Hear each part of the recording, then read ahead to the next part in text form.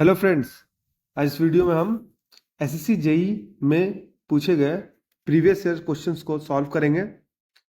ये सारे को जो क्वेश्चंस है डिफरेंट एग्जाम्स के लिए बहुत ही इंपॉर्टेंट है, स्टेट लेवल के एग्जाम्स के लिए बहुत इंपॉर्टेंट है। और चलिए वीडियो को शुरू करते हैं। पहला क्वेश्चन देखते हैं हम लोग। पहला क्वेश्चन है, if an electric device consumes 50 watts of power for 10 minutes, then what is the total electrical energy consumed by the device. एक इलेक्ट्रिक डिवाइस है जो कि 50 वाट ऑफ पावर कंज्यूम करता है 10 मिनट के लिए। What is the total electric energy consume by the device. तो दोस्तों हमें पता है ये कि जो हमारा पावर पावर होता है वो क्या होता है, energy consume divided by time. तो इसका मतलब है कि टोटल इलेक्ट्रिकल एनर्जी क्या हो जाएगा, कंज्यूम होगा डिवाइस के द्वारा, पावर इनटू टाइम। ठीक, हमारे पास पावर कितना दिया है, 50 watts. 50 watts power into time हमारा 10 मिनट्स। उसको हम लोग सेकंड में चेंज करेंगे तो उसको हम लोग 60 से मल्टीप्लाई करेंगे। ठीक है, इंटू टाइम कितना दिया, 10 मिनट्स, इंटू 10 मिनट्स करेंगे, है ना। तो इसको हम लोग निकालेंगे तो ये कितना आएगा, 30,000। ठीक है, 30,000 जूल। तो इसका मतलब टोटल हमारा एनर्जी कंज्यूम कितना हुआ, 30,000 जूल, यानी कि बी ऑप्शन सही है। ठीक है, नेक्स्ट क्वेश्चन है, match the following terms with their correct formula in the context of work and power and energy. Work power energy context में आपको मैच करना है। तो देखिए इलेक्ट्रिकल, सबसे पहले इसमें देखते हैं इलेक्ट्रिकल एनर्जी का फॉर्मूला। तो इलेक्ट्रिकल एनर्जी का फॉर्मूला क्या होता है, सबसे पहले एनर्जी पूछा है तो इलेक्ट्रिकल एनर्जी क्या होता है। देखिए पावर क्या होता है, पावर होता है rate of change of electrical energy. ठीक है, तो इसका मतलब है इलेक्ट्रिकल एनर्जी क्या होता है, पावर इंटू टाइम। ठीक, पावर हम लोग क्या लिखते हैं, I square into R into time. तो इलेक्ट्रिकल एनर्जी का फॉर्मूला क्या हो जाएगा, I square R into time, यानी कि 1 का बी। तो इन सारे ऑप्शन में हमारे पास ए एलिमिनेट हो जाएगा, बी एलिमिनेट हो जाएगा, हमारे पास क्या बचे, सी और डी। तो आइए देखते हैं next question. Electrical power formula, तो वी इंटू आई होता है इलेक्ट्रिकल पावर फॉर्मूला। तो इसका मतलब 2 का ए होगा। तो इसका मतलब है कि इन दोनों ऑप्शन में 2 का ए सही है। दो दूसरे ऑप्शंस को देखते हैं। Basic units of electrical energy क्या होता है, तो वो होता है जूल, बिल्कुल सही है। Basic units of electrical power क्या होता है, जूल पर सेकंड, यानी rate of change of electrical energy. इसका मतलब डी ऑप्शन सही हो जाएगा। ठीक है, नेक्स्ट क्वेश्चन देखते हैं। Which of the following equations is correct according to given parallel circuit. Parallel circuit में कौन सा इक्वेशन सही है। देखिए पैरेलल सर्किट में इस पॉइंट को हम लोग ए पॉइंट कंसीडर करें तो नोडल इक्वेशन में केसीएल में क्या होता है कि current entering a particular node is equal to current leaving the particular node. तो इसका मतलब ए में क्या होता है, जो करंट इंटर करता है वही ए से जो बाहर निकलता है वो करंट की इक्वल होता है। तो इसका मतलब है कि I is equal to current I R plus current I of L. ठीक है, ये फेजर डायग्राम के लिए है तो इसके लिए इस तरह से लिखा गया है। इसका मतलब इसमें सी ऑप्शन सही हो जाएगा। ठीक है, नेक्स्ट क्वेश्चन देखते हैं। Find the voltage V A be between terminals A and B in the following figure. तो हम लोग केवीएल का इक्वेशन लिखेंगे, यानी एक लूप के अराउंड जो नेट समेशन ऑफ वोल्टेज होता है वो क्या होता है, जीरो होता है। तो सबसे पहले हम लोग ए से शुरू करते हैं, कहीं से भी एक शुरू कीजिए, उसको पॉजिटिव आप लिख लीजिए दोस्तों। तो इसका मतलब है क्या कि वी ए वोल्टेज हो जाएगा और -5V, पॉजिटिव एंड पे आया है तो माइनस ले लेते हैं, -3V वोल्टेज माइनस ये आएगा 1V voltage minus V B is equal to zero. इसका मतलब है क्या कि V A minus V B जो है हमारा क्या हो जाएगा, 5 + 3 8, 8 + 1 9, यानी ये इधर आ जाएगा तो 9 voltage. V A minus V B हमारा वी ए बी वोल्टेज है तो ये क्या आया, 9 वोल्ट आया। इसका मतलब इसमें आंसर हो जाएगा डी, 9 वोल्ट। ठीक है, नेक्स्ट क्वेश्चन देखते हैं। Find the voltage V one in the following circuit. इस सर्किट में वी वन, तो फिर से हम लोग अप्लाई करते हैं इसमें जो हमारा लॉ है उसको हम लोग अप्लाई करते हैं फिर से। ठीक है, तो कैसे होगा देखिए, यहाँ से हम लेते हैं सपोज कि करंट का डायरेक्शन यहाँ पर है तो केवीएल हम लोग अप्लाई करते हैं। ठीक है, तो ये जो डायरेक्शन क्या हो जाएगा, ये 10 हम लोग पॉजिटिव को लिया है हमने। ठीक है, उसके बाद इसमें इंटर हो रहा है तो नेगेटिव में V1, पॉजिटिव में अगर इंटर हो रहा है तो नेगेटिव में लेते हैं। प्लस अब ये यहाँ पर इसको नेगेटिव एंड मिला है तो ये इसके साथ प्लस में हो जाएगा। ठीक है, उसके बाद माइनस, ये क्या हो जाएगा, V2 is equal to zero. ठीक है, तो 10 माइनस V1 को हम लोग क्या ले सकते हैं, जो करंट आई फ्लो कर रहा है इंटू 4। तो सपोज करिए करंट आई फ्लो कर रहा है इंटू 4 प्लस 8 माइनस आई इन टाइम्स जो रेजिस्टेंस 2 है इज इक्वल टू जीरो। इसका मतलब है क्या कि हमारा पास ये 18 divided by 6 is equal to I होगा, यानी आई का वैल्यू क्या हो जाएगा, 3। ठीक है, तो करंट आई का वैल्यू 3 निकला तो हमें V1 का वैल्यू पूछा है। तो इसमें V1 का वैल्यू क्या आ जाएगा, V1 का वैल्यू हो जाएगा 4 × 3, यानी कि ये 12 वोल्ट। इसका मतलब इसमें क्या आंसर सही हो जाएगा, बी आंसर सही हो जाएगा। ठीक है,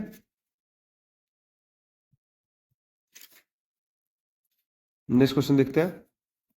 find the voltage V1 in the following circuit. V1 का वैल्यू फॉलोइंग सर्किट में निकालना है, तो क्या हो जाएगा। सपोज कि मान लेते हैं कि यहाँ कि हमें करंट I फ्लो कर रहा है, ठीक है। तो इसका मतलब है क्या कि करंट I अगर ऐसे फ्लो किया तो इसका मतलब KVL इसमें इक्वेशन लिखते हैं 20, उसके बाद इसमें लिखेंगे -2 × I माइनस नहीं प्लस, ये जो प्लस है यहाँ पर 3 × I इज इक्वल टू 0, ठीक है, क्योंकि दोनों का पोलरिटी अपोजिट दिया है। तो इसका मतलब है क्या कि हमारा जो I है इसके केस में क्या हो जाएगा, -20। ठीक, अब I -20 हुआ तो हमें V1 निकालना है, तो V1 क्या हो जाएगा, -20 × 2, यानी कि ये हो जाएगा -40। ठीक है, ये हो जाएगा -40। तो इसके अकॉर्डिंग में अगर V1 का वैल्यू देखें तो -40, इसमें कोई ऑप्शन नहीं। इसका मतलब है क्या, इस क्वेश्चन में कहीं रॉन्ग है। क्या रॉन्ग है कि इसको अगर हम पोलरिटी को चेंज करके देखें V2 के पोलरिटी को, तो अब हम लोग देखते हैं कि क्वेश्चन क्या बनता है। अगर इसका पोलरिटी को हम लोग चेंज करते हैं, ऐसे करते हैं, तो आएगा 20 -2I -3I is equal to 0। तो I is equal to 4 ampere. तो इसका मतलब V1 का वैल्यू क्या आ जाएगा, 4 × 2 यानी कि 8। इसका मतलब है क्या कि हम लोग का जो उसमें पोलरिटी है क्वेश्चन में गलत दिया हुआ था, तो उसके अकॉर्डिंग में 8 वोल्ट आएगा। ठीक है, तो क्वेश्चन में जो करेक्ट कर लीजिए, पोलरिटी इस तरह की होनी चाहिए। ठीक है, नेक्स्ट क्वेश्चन देखते हैं। Find the voltage V0 in the following circuit. V0 निकालना है इस फॉलोइंग सर्किट में, तो उसको हम लोग कैसे निकालेंगे। मान लेते हैं कि हम लोग ये जो पॉइंट है उसमें हम लोग KCL लगाते हैं, तो हमारे पास दो ही इक्वेशन दोस्तों, KVL और KCL, जिससे सारे सर्किट सॉल्व हो जाएंगे। तो हम लोग KCL एट A, यानी कि हम लोग 8 पॉइंट पर हम लोग KCL निकालते हैं। ठीक है, तो कैसे निकालेंगे, एक पॉइंट पर हम लोग वोल्टेज क्या हो जाएगा, VA हो जाएगा। ठीक है, तो करंट यहाँ से एंटर हो रहा है और करंट यहाँ से एंटर हो रहा है और करंट यहाँ से लीव हो रहा है। तो अभी देखिए दोनों का एडिशन कैसे आएगा। यहाँ से एंटर हो रहा है तो 0.5I0 प्लस यहाँ से एंटर हो रहा है 3, ठीक है, इज इक्वल टू हमारा ये जो वोल्टेज है V1 है डिवाइडेड बाई 4, यानी कि VA डिवाइडेड बाई 4। ये हमारे पास एक इक्वेशन आया। ठीक है, दूसरा इक्वेशन क्या है, करंट I0 यहीं पर एंटर कर रहा है, तो इसका मतलब है क्या कि 0.5I0 +3 इज इक्वल टू, ये करंट है I0, इसका मतलब I0 का वैल्यू क्या हो जाएगा, 6 एम्पियर्स। अब अगर यहाँ पर 6 एम्पियर्स को यहाँ पर लिखिएगा तो ये क्या हो जाएगा, 0.5 × 6 यानी 3, यानी कि ये टोटल क्या वैल्यू हो जाएगा, 3 + 3 is equal to V0 divided by 4। इसका मतलब है क्या, V0 इज इक्वल टू क्या होना चाहिए, 24 वोल्ट्स। ठीक है, इसका मतलब है क्या, ये V0 is equal to 24 volt, D option में सही है। ठीक है, नेक्स्ट क्वेश्चन देखते हैं। In the context of the electronic components, if a number of resistances are connected and the reciprocal of the sum of the individual resistances is equal to sum of the reciprocal of the individual resistance, then the type of the connection is called, उसको हम लोग बोलते हैं parallel connection. ठीक है, इसमें 1 is equal to R equivalent is equal to 1 divided by R1 plus 1 divided by R2 plus dot dot dot dot, जितना भी आप कनेक्ट कर लीजिए ये पैरेलल सर्किट इक्विवेलेंट होता है। तो वही स्टेटमेंट बोल रहा है, तो इसको हम लोग पैरेलल सर्किट बोलते हैं। ठीक है, नेक्स्ट क्वेश्चन देखते हैं। Determine the total charge transferred over the time interval of 0 to 10 second when the current is given as, यानी t के फंक्शन में करंट दिया हुआ है। तो देखिए आपको करंट t के फंक्शन में पता है, इज इक्वल टू क्या हो जाएगा, dq डिवाइडेड बाई dt, अगर q t के फंक्शन में हो तो। ठीक है, तो इसका मतलब है क्या कि अगर हम लोग q को निकालना है, तो q को निकालना है तो इसका मतलब है क्या आ जाएगा, q इंटीग्रल ऑफ 0 टू, जो हमारा 10 इंटरवल है 10 तक, इंटू IT dt। ठीक है, क्योंकि t के फंक्शन में इज इक्वल टू हम लोग क्या निकालेंगे, 0 to 10, IT का फंक्शन क्या दिया है, 0.5 टाइम्स t ऑफ dt। इसका हम लोग इंटीग्रल निकालेंगे 0.5 टाइम्स dt का, तो इसका मतलब क्या आ जाएगा, ये हो जाएगा t² डिवाइडेड बाई 2, 0.5 आएगा बाहर और 0 to 10 के इंटरवल में आएगा। अब हम इसको निकालते हैं, 100 पुट करते हैं, 100 डिवाइड टू 50, 50 को 0.5 से मल्टीप्लाई करेंगे, तो इसका मतलब ये क्या आएगा, 25 कूलम। इसका मतलब है इसमें ए ऑप्शन सी हो जाएगा। ठीक है, नेक्स्ट क्वेश्चन देखते हैं। How much energy in kilowatt hour is consumed in operating 10 100 watt bulb for 20 hours per day in a month, यानी कि किलोवाट आवर्स कंज्यूम निकालना है हमें। ठीक है, पावर इन किलोवाट आवर निकालना है हमें 10 बल्ब का। तो सबसे पहले इंडिविजुअली निकालते हैं 10 बल्ब का इंटू 100 वाट बल्ब, यानी पावर कितना है, 100 वाट बल्ब। ठीक है, हमें एनर्जी निकालना है किलोवाट आवर में, सॉरी दोस्तों, एनर्जी है किलोवाट आवर में, पावर किलोवाट में होता है, एनर्जी किलोवाट आवर में होता है। तो 100 into 20 hours per day for 30 day. ठीक है, तो ये हमारा कैलकुलेशन है बेसिकली। तो इसका मतलब है क्या कि इसको हम लोग निकालें तो ये आएगा हमारे पास 600 kWh। आप 1000 से डिवाइड भी कर दीजिएगा तो जितना भी आएगा वो आएगा 600 kWh। ठीक है, इसका मतलब है 600 kWh, ये ऑप्शन सही है। तो ये हो गया आपका 600 units of energy. Next question है 1 ampere of current is equal to how many number of electrons. 1 ampere current में कितना इलेक्ट्रॉन्स होता है?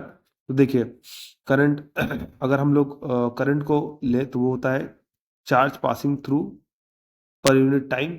ठीक है, in a conductor is equal to current. ठीक, तो इसका मतलब मान लीजिए कि 1 सेकंड में कितना पास होता है। तो 1 सेकंड में जो चार्ज पास होगा वो होगा 1 ampere current into time. Suppose कीजिए 1 सेकंड है तो यानी कि ये 1 होगा। ठीक, अभी देखिए तो चार्ज क्यू एक मान लीजिए n नंबर ऑफ इलेक्ट्रॉन्स है हमारे पास, और एक इलेक्ट्रॉन के पास चार्ज कितना होता है 1.6 इंटू 10⁻⁹ इज इक्वल टू 1 हुआ। तो इसका नंबर ऑफ इलेक्ट्रॉन्स क्या हो जाएगा 1 डिवाइडेड बाई 1.6 इंटू 10⁻⁹। अब ये ऊपर जाएगा 10⁻18 इंटू 10 डिवाइडेड बाई 1.6, यानी कि 6.25 इंटू 10⁻18 ये आएगा इसका वैल्यू। डिवाइड कीजिएगा तो इसका मतलब बी ऑप्शन सही हो जाएगा। ठीक है, नेक्स्ट क्वेश्चन देखते हैं। If R1 is equal to 1 ohm, R2 is equal to 2 ohm, and R3 is equal to 3 ohm, R2 and R3 are connected in parallel in combination in series with R1। यानी कि R1 पहले आपका series में है और उसके साथ combination में पैरेलल में R2 और R3 है, यानी कि ये R2 है और ये R3 है। तो हमें क्या निकालना है? हमें निकालना है टोटल रेजिस्टेंस। तो टोटल रेजिस्टेंस क्या आएगा? सबसे पहले इनका हम पैरेलल निकालते हैं। तो R2 R3 का पैरेलल क्या होगा? R2 है हमारे पास 2 और R3 है 3। 2 इंटू 3 डिवाइडेड बाई 2 प्लस 3, यानी कि ये आएगा 6 डिवाइडेड बाई 5, यानी कि ये आएगा 1.2। ये इक्विवेलेंट रेजिस्टेंस 1.2 है और ये है वैल्यू 1, यानी कि ये आ जाएगा 2.2 अगर जोड़ने पे। तो इसका मतलब सी ऑप्शन सही हो जाएगा। ठीक है, नेक्स्ट क्वेश्चन देखते हैं। A certain length of wire has a resistance measured as 20 ohm at 20 degree and 40 ohm at 60 degree. Calculate the temperature coefficient।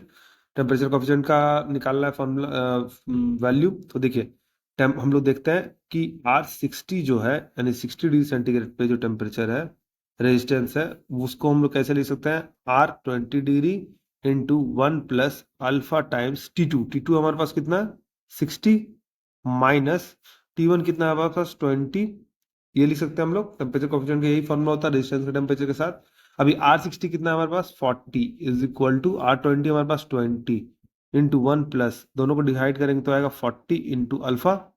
ठीक, अब इसको इधर लेके जाता है 2 से कैंसिल हो जाएगा और 2 माइनस 1 1 हो जाएगा। तो इसका मतलब है कि अल्फा का वैल्यू क्या हो जाएगा 1 डिवाइडेड बाय 40 पर डिग्री सेंटीग्रेड। तो इसका मतलब बी ऑप्शन सही होगा। ठीक है, नेक्स्ट क्वेश्चन देखते हैं। In electrical circuit the equivalent resistance of A complicated network of conductor is determined by applying. क्या हम लोग अप्लाई कर सकते हैं?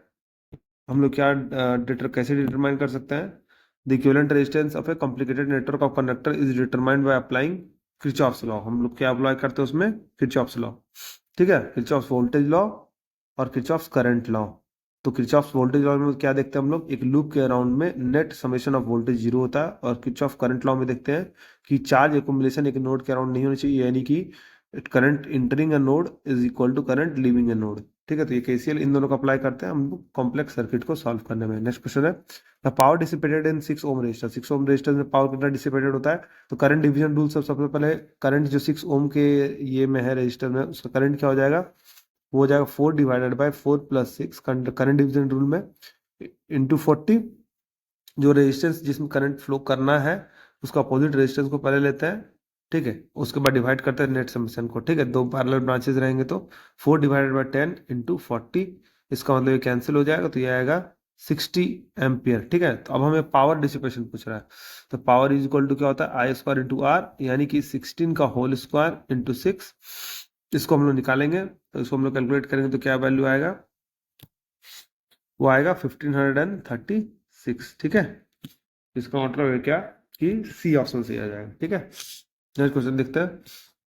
The energy consumed by 5 ohm resistor carrying 20 ampere current in 10 minutes. तो एनर्जी कंज्यूम बोल रहा है, तो सबसे पहले पावर हम लोग निकालते हैं वाटेज में। वो क्या आ जाएगा 20 करंट का होल स्क्वायर इंटू 5, यानी कि 400 इंटू 5, यानी कि 2000 वाट। ठीक, अब हम लोग एनर्जी कंज्यूम निकालते हैं तो एनर्जी कंज्यूम क्या होगा? Power into time. तो पावर हमारे पास क्या है 2000 वाट इंटू टाइम, टाइम है 10 मिनट्स, तो उसको सेकंड में चेंज करेंगे इंटू 60। तो इसका मतलब है क्या, इसको हम लोग कैलकुलेट करेंगे। अगर हमने उसको 1000 से डिवाइड करें तो ये किलो जूल में निकलेगा, तो ये कैंसिल है और ये कैंसिल हो गया। तो इसका मतलब है क्या, ये क्या आएगा 1200 किलो जूल, ठीक है। तो इसका मतलब ये क्या आएगा 1200 किलो जूल। तो इसका मतलब बी ऑप्शन सही हो जाएगा, ठीक है। नेक्स्ट क्वेश्चन देखते हैं। In any electrical circuit, if I1 and I3 are incoming currents and I2 and I4 are outgoing current from a node, then according to KCL, which is current answer? यानी कि एक node है जिसमें कि I1 और I3 ये incoming current है और I2 और I4 ये आउटगोइंग करंट है। इसका मतलब है क्या, करंट एंटरिंग का नोड क्या हो जाएगा हमारा I1 प्लस I3, है ना, is equal to current leaving the node. Leaving the node क्या है I2 प्लस I4, ये इक्वेशन सही है। तो I1 plus I3 is equal to I2 plus I4, यानी कि बी ऑप्शन सही है, ठीक है। नेक्स्ट क्वेश्चन देखते हैं। In an electrical circuit the sum of EMF of all the sources are met on the way plus the voltage drops in resistances must be equally zero, this can be explained by, तो Kirchhoff's voltage law के द्वारा, ठीक है। ये Kirchhoff's voltage law के द्वारा explain किया जाता है, जैसा हमने देखा है पहले। How is the resistance of a wire related to the length of the wire, तो डायरेक्टली प्रोपोर्शनल होता है। रेजिस्टेंस इज इक्वल टू क्या होता है, रो एल बाई ए होता है। तो जो रेजिस्टेंस है डायरेक्टली प्रोपोर्शनल टू लेंथ होगा, इसका मतलब, ठीक है। तो डायरेक्टली प्रोपोर्शनल होगा, 19 का बी ऑप्शन सही है। नेक्स्ट क्वेश्चन देखते हैं। In a parallel circuit if n resistors each of R ohm are connected in parallel then the total resistances is equal to, तो इसका मतलब है क्या कि पैरेलल सर्किट में n resistors each of R are connected in parallel, total resistance क्या होगा, मतलब कि यहाँ पर क्या, जैसे मान लीजिए कि R1 है, यहाँ पर ये भी R है, R2 है, ये भी R है, ऐसे करते करते करते करते पैरेलली में हमारे पास n नंबर ऑफ नेटवर्क्स है जिसमें ये पैरेलली कनेक्टेड है। तो सिंपली आपको उसी केस में R इक्विवेलेंट क्या हो जाएगा, वो हो जाएगा R डिवाइडेड बाय n। और यही अगर सीरीज में कनेक्टेड होता तो R इक्विवेलेंट सीरीज का होता, वो होता है n इंटू आर। तो इसका मतलब है क्या कि R इक्विवेलेंट क्या हो जाएगा, R डिवाइडेड बाय n। मान लीजिए कि ऐसा 10 ओम रेजिस्टर्स है, अब एग्जांपल के लिए बताता हूँ, 10 ओम का रजिस्टर 10 कनेक्टेड है, तो इसका मतलब है क्या कि 10 डिवाइडेड बाई 10, यानी इसका इक्विवेलेंट क्या हो जाएगा 1। तो रेजिस्टेंस को नंबर ऑफ रेजिस्टर से डिवाइड कर दीजिएगा तो इक्विवेलेंट रेजिस्टेंस निकलेगा, अगर वो पैरेलल कनेक्शन है, और मल्टीप्लाई कीजिएगा तो वो सीरीज रेजिस्टेंस निकलेगा, ठीक है। नेक्स्ट क्वेश्चन देखते हैं। In electrical network contains only one loop and no other mesh, how many KVL equations can be found from the circuit. एक ही लूप है और कोई अदर मेश नहीं है, तो केवीएल इक्वेशन कितना फॉर्म हो जाएगा, तो केवीएल इक्वेशन फॉर्म हो जाएगा एक, बस एक ही है, ठीक है। एक लूप में एक ही केवीएल इक्वेशन बनेगा, ठीक है। नेक्स्ट क्वेश्चन है, which of the following factors will not affect the selection of a resistor, resistors का सिलेक्शन के लिए कौन सा फैक्टर अफेक्ट नहीं करता है, तो टॉलरेंस हाँ इफेक्ट करता है, हम लोग देखते हैं। और थर्मल रेजिस्टिविटी ये भी इफेक्ट करता है, क्योंकि थर्मल का इक्वेशन हमें पता है, R equal to R not into one plus alpha T. Power rating in watts ये भी इफेक्ट करता है, कितना पावर रेटिंग है, कितना इसका हीटिंग कैपेबिलिटी है। दूसरा तो क्या फैक्टर नहीं इफेक्ट करता है, फ्रीक्वेंसी रेंज फैक्टर इफेक्ट नहीं करता है, तो रेजिस्टेंस फ्रीक्वेंसी पर डिपेंड नहीं करता है, तो वो इफेक्ट नहीं करता है, यानी कि ए ऑप्शन सही है, ठीक है। नेक्स्ट क्वेश्चन देखते हैं। 23rd क्वेश्चन है, which of the following fact is correct for the KCL, क्या केसीएल के लिए क्या फैक्टर करेक्ट है, तो zero charge accumulation net node, बिल्कुल सही। चार्ज एकोमुलेशन नहीं होना चाहिए नोड पे, यानी कि जो करंट एंटरिंग एक नोड है वो लीविंग के बराबर होना चाहिए, ठीक है। अगर ये I1 है, ये I2 है, ये I3 है, तो हमारे पास I1 plus I2 is equal to I3 होना चाहिए, यानी कि नेट चार्ज एकोमुलेशन जीरो होना चाहिए, यानी कि ऑप्शन सही है, ठीक है। नेक्स्ट क्वेश्चन देखते हैं। 10 resistors having the same value of resistance 10 ohm are connected in parallel, what will be the equivalent resistance of this connection, तो हमने आपको बताया था कि R डिवाइड बाय n होता है, तो इसका मतलब है क्या, R इक्विवेलेंट हमारा R डिवाइड बाय n होता है, यहाँ पर R है 10 डिवाइड बाय कितने रेजिस्टर्स कनेक्टेड है 10, यानी कि डिवाइड करेंगे तो आए कितना 1 ओम, यानी कि सी ऑप्शन सही है, ठीक है। नेक्स्ट क्वेश्चन है, in heating effect, if I is the current flowing through the conductor in t seconds having a resistance R, then the electrical energy supplied, electrical energy supplied क्या होगा, सबसे पहले power हम लोग निकालेंगे, तो पावर है हमारा I स्क्वायर इंटू आर, और इलेक्ट्रिकल एनर्जी क्या होता है, पावर इंटू टाइम, यानी कि I square R into T. इसका मतलब है क्या कि बी ऑप्शन सही हो जाएगा, ठीक है। नेक्स्ट क्वेश्चन देखते हैं। A 4 ohm resistor has a specified maximum power dissipation 784 volt. Calculate its maximum current level. जिसका मतलब पावर आपको पता है क्या होता है, आई स्क्वायर इंटू आर, यानी कि आई इज इक्वल टू क्या हो जाएगा, under root P divided by R is equal to under root P. Power क्या है हमारे पास 784 डिवाइडेड बाय रेजिस्टेंस का वैल्यू कितना है 4। अगर इसको हम लोग डिवाइड कर दें और इसका अंडर रूट निकाल दें तो ये इसको डिवाइड करने पे आएगा वैल्यू 90 196, यानी कि ये आएगा 14 एम्पियर। 14 एम्पियर करंट का वैल्यू। इसका मतलब है क्या कि इसमें बी ऑप्शन सही होगा। ठीक है, नेक्स्ट क्वेश्चन देखते हैं। The value of a series resistors required to limit the current through an electric bulb to 40 milli ampere with a forward voltage drop of 4 volt when connected to a 16 volt. Forward voltage drop 4 volt है, इसका मतलब है क्या कि हमारे पास जो net voltage terminal आएगा, नेट टर्मिनल वोल्टेज वो क्या हो जाएगा 16 माइनस 4, क्योंकि फॉरवर्ड वोल्टेज ड्रॉप इतना है। ठीक है, इलेक्ट्रिक बल्ब का, तो इसका मतलब है क्या कि 12, यानी कि फॉरवर्ड वोल्टेज बल्ब वो वोल्टेज होगा जिसके ऊपर में जो वोल्टेज हमारा यूजफुल होगा, जिसका मतलब नेट वोल्टेज हमारा क्या आएगा, टर्मिनल वोल्टेज 12 वोल्ट। ठीक है, अब हमारे पास जो करंट है वो 40 एम्पियर है, मिली एम्पियर है, तो रेजिस्टेंस इज इक्वल टू क्या हो जाएगा, वोल्टेज डिवाइड बाय करंट। ठीक है, वोल्टेज हमारे पास 12 डिवाइडेड बाय 40 मिली एम्पियर आएगा into 10 to the power minus 3। ये ऊपर जाएगा 10 टू द पावर 3 हो जाएगा, ये आ जाएगा हमारे पास 3 इंटू 10 टू द पावर 2, यानी कि ये आएगा 300 ओम, यानी कि ये बी ऑप्शन सही हो जाएगा। ठीक है, नेक्स्ट क्वेश्चन देखते हैं। नेक्स्ट क्वेश्चन है, in the circuit shown in here, the 20 volt source has an internal resistance of 1 ohm. 20 volt source का internal resistance 1 ohm है, while its current source is ideal, current source ideal है। the value of current I, current I का value होगा क्या होगा, यानी current I का value यहाँ पर है। मान लीजिए इस पॉइंट को हम लोग V कंसिडर करते हैं, इस पॉइंट पे, इस पॉइंट के वोल्टेज को हम लोग V कंसिडर करते हैं, इस पॉइंट पे हम लोग KCL इक्वेशन लिखते हैं। ठीक है, तो KCL इक्वेशन क्या आएगा, देखिए करंट यहाँ से इंटर हो रहा है 5 एम्पियर, तो यहाँ फ्लो करेगा और यहाँ फ्लो करेगा, इसका मतलब है कि 5 एम्पियर है इज इक्वल टू क्या हो जाएगा, 5 ampere is equal to V minus 0 divided by 2। ठीक है, प्लस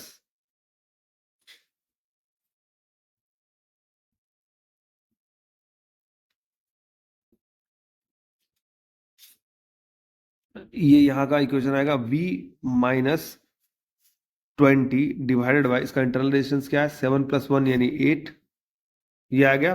ठीक है, इसका मतलब है क्या, इस इक्वेशन से अगर हम लोग VA को कैलकुलेट करें तो VA इज इक्वल टू आएगा 12। ठीक है, तो अब हमें I का वैल्यू निकालना है, तो I का वैल्यू क्या हो जाएगा, I का वैल्यू हो जाएगा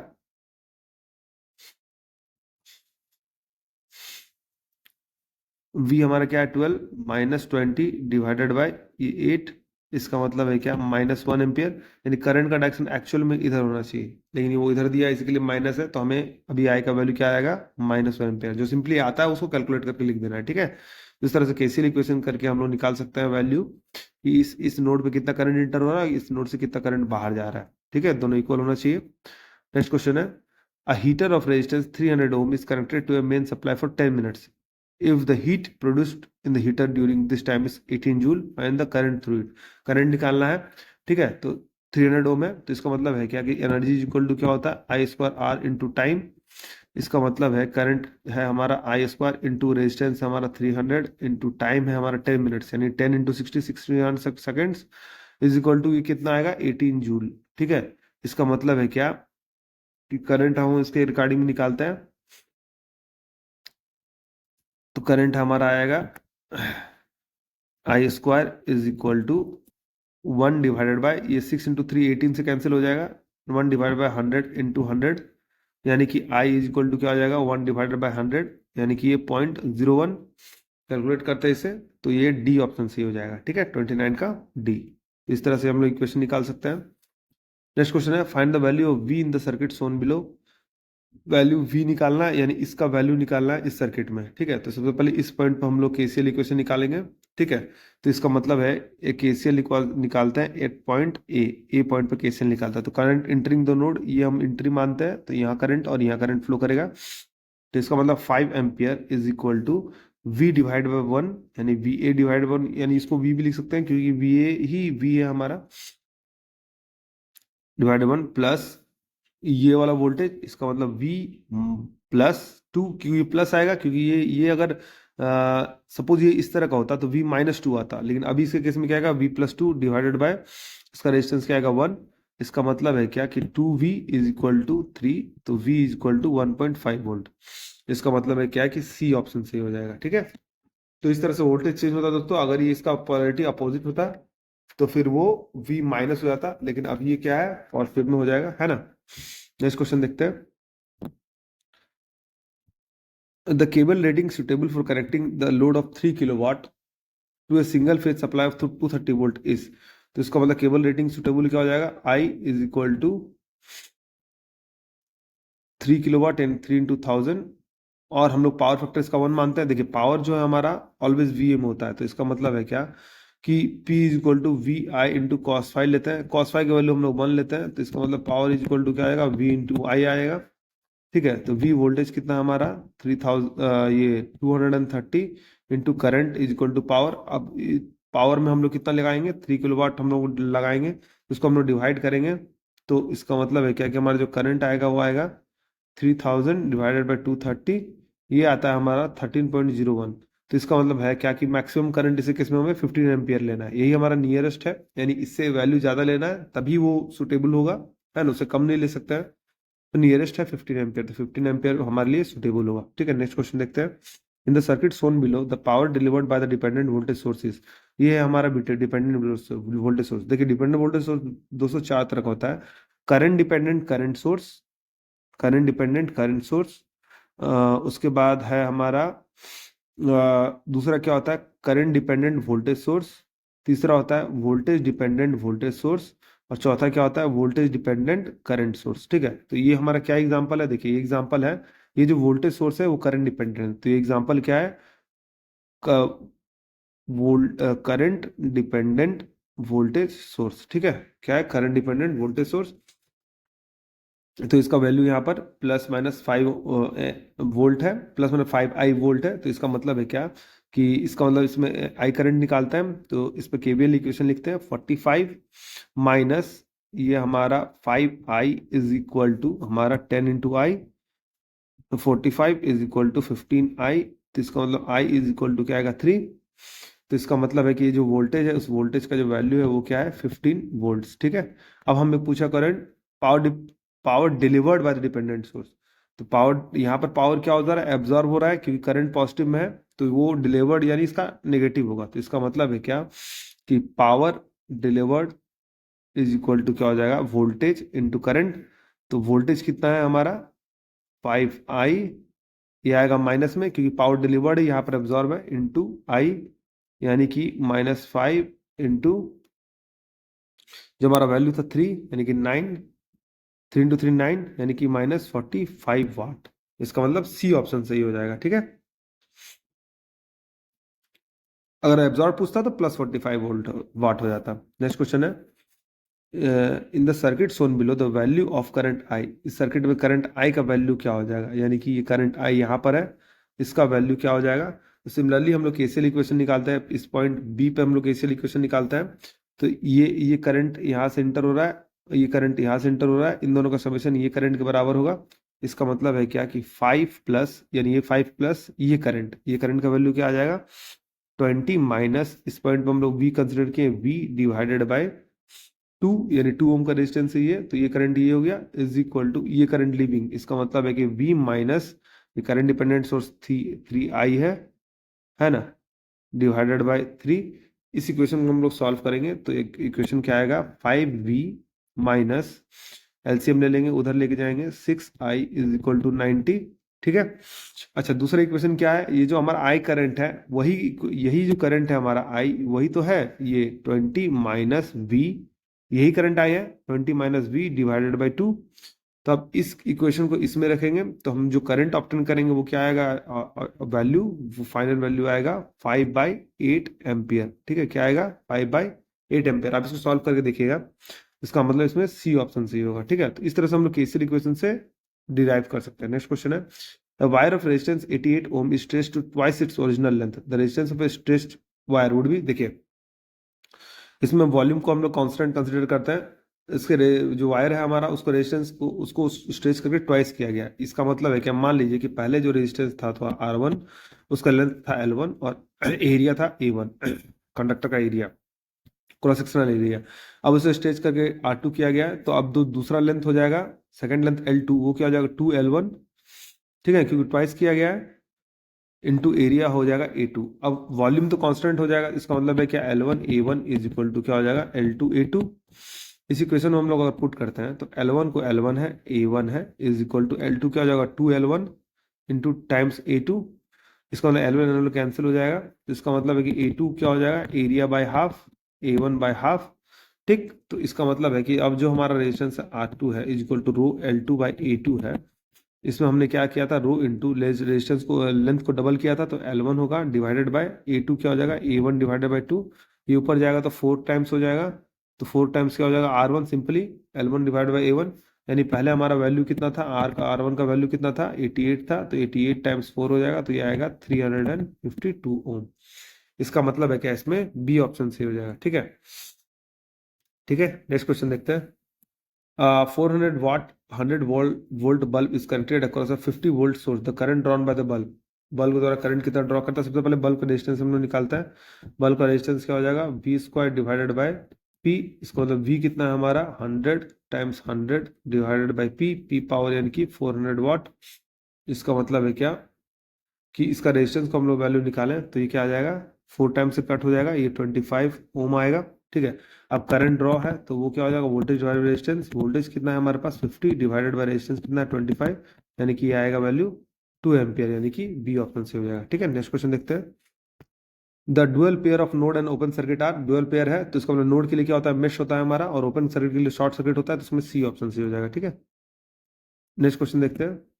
the value of V A B in the figures on below, V A B क्या क्या वैल्यू हो जाएगा। ठीक है, तो इसमें देखिए करंट यहाँ पर ऐसे शो किया गया, यहाँ पर ऐसे शो किया गया, और यहाँ पर ऐसे शो किया गया, तो बी पॉइंट पर हम निकालते हैं केसीएल। तो current entering the node, entering क्या हो रहा है 11 एम्पियर, is equal to current leaving the node, leaving क्या हो जाएगा आई प्लस ये आएगा 7 एम्पियर। इसका मतलब है कि आई इज इक्वल टू कितना आएगा 4 एम्पियर। अब हमें वी ए बी वोल्टेज बोल रहा है, वो क्या हो जाएगा V A minus V B. ठीक है, तो अब हम लोग V A B voltage current इधर जा रहा है। ठीक है, तो वी ए बी वोल्टेज हम लोग क्या आएगा, नेगेटिव में आएगा, इस पे करंट आएगा 4 इंटू ये आएगा 10, यानी कि ये -40 वोल्ट आएगा। ठीक है, यानी कि 37 का बी ऑप्शन सही हो जाएगा। नेक्स्ट क्वेश्चन देखते हैं। The value of current I2 if I1 is equal to 10 ampere is, तो देखिए ये परफेक्ट एग्जांपल है रेसिप्रोसिटी थ्योरम का।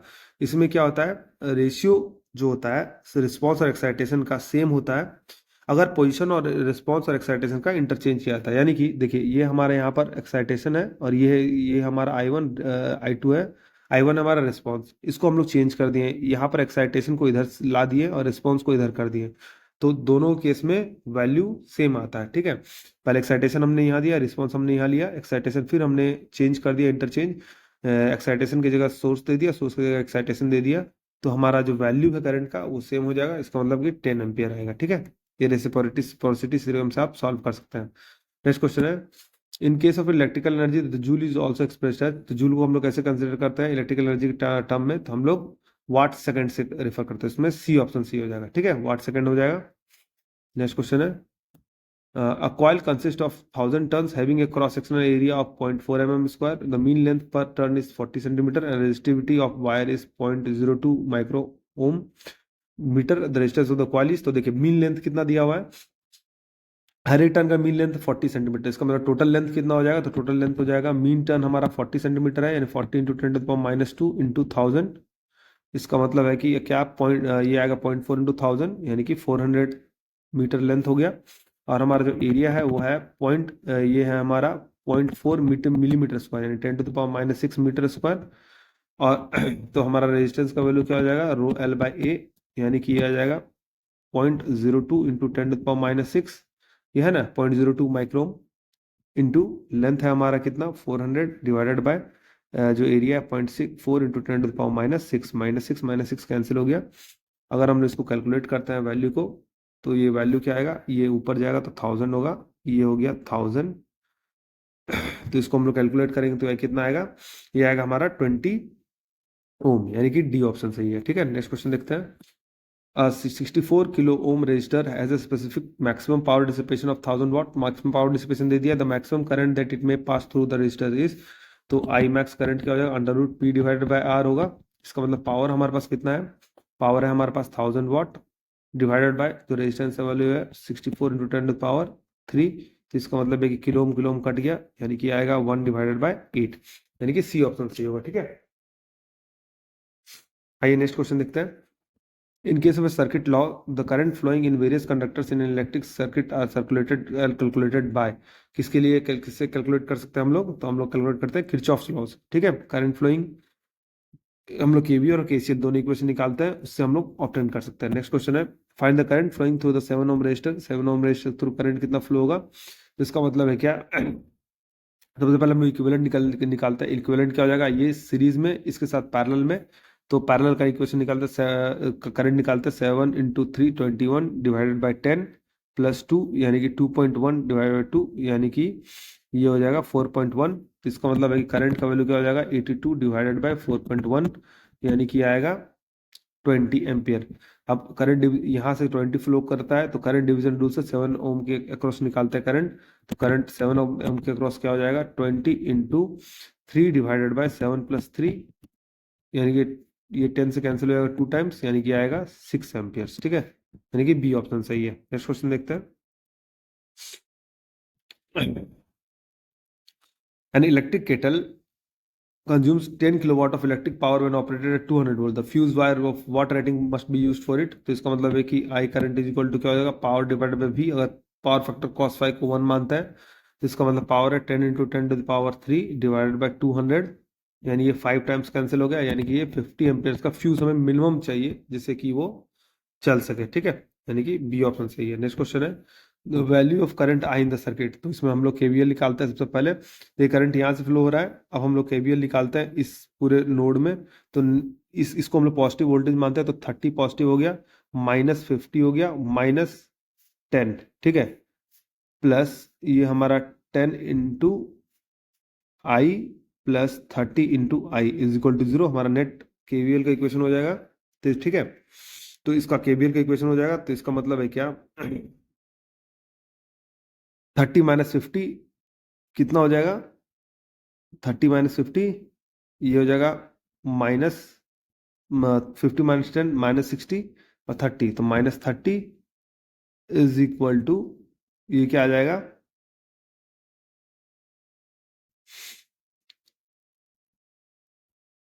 ये इधर आ जाएगा इक्वेशन, तो ये माइनस 40 आई, इसका मतलब आई इज इक्वल टू क्या आ जाएगा 0.75। ठीक है, तो इसका मतलब है क्या कि इस तरह से हम लोग इक्वेशन निकाल सकते हैं।